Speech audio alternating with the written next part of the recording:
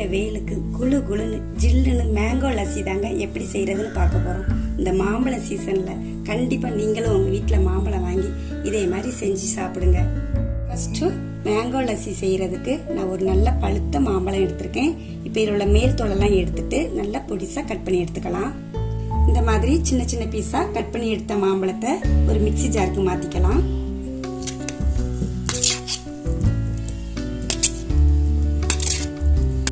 இது கூட சேர்க்கிறதுக்கு ஒரு கப் தயிர் எடுத்துக்கலாம்.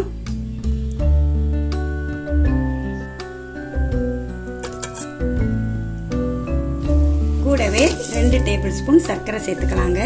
நான் எடுத்துக்கிற பழம் வந்து நல்ல இனிப்பா இருக்கிறதுனால 2 ஸ்பூன் எடுத்திருக்கேன். நீங்க எடுத்துக்கிற பழத்துக்கு தகுந்த மாதிரி நீங்க சர்க்கரை சேர்த்துக்கோங்க. இப்ப இது கூட ஒரு 4 ஐஸ் கியூப் சேர்த்துக்கலாம். இப்ப இத 10 to 20 செகண்ட்ஸ் நல்லா மிக்ஸில அடிச்சு எடுத்துக்கலாம். அவ்வளவுதாங்க, சூப்பரா அடிச்சு எடுத்தாச்சு. உங்களுக்கு கொஞ்சம் திக்கா தெரிஞ்சதுன்னா கூட 2 ஐஸ் கியூப் சேர்த்துக்கோங்க. இப்போ இதை கிளாஸ்ல ஊத்திக்கலாம்.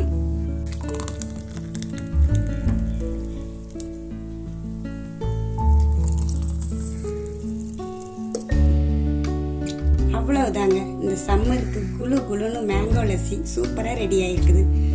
வீட்டுல மாம்பழம் இருந்தா கண்டிப்பா இந்த வெயில் நேரத்துக்கு இதே மாதிரி நீங்க செஞ்சு கொடுங்க. எல்லோரும் விரும்பி குடிப்பாங்க. அந்த அளவுக்கு டேஸ்ட் ரொம்பவே அட்டகாசமா இருக்குங்க. நீங்களும் கண்டிப்பா இதை உங்க வீட்டுல ட்ரை பண்ணி பார்த்துட்டு எப்படி இருக்குன்னு கமெண்ட்ல சொல்லுங்க. இதே மாதிரி நிறைய வீடியோஸ்க்கு வீட்டு சாப்பாடு சேனலை மறக்காம சப்ஸ்கிரைப் பண்ணிக்கோங்க. நன்றி.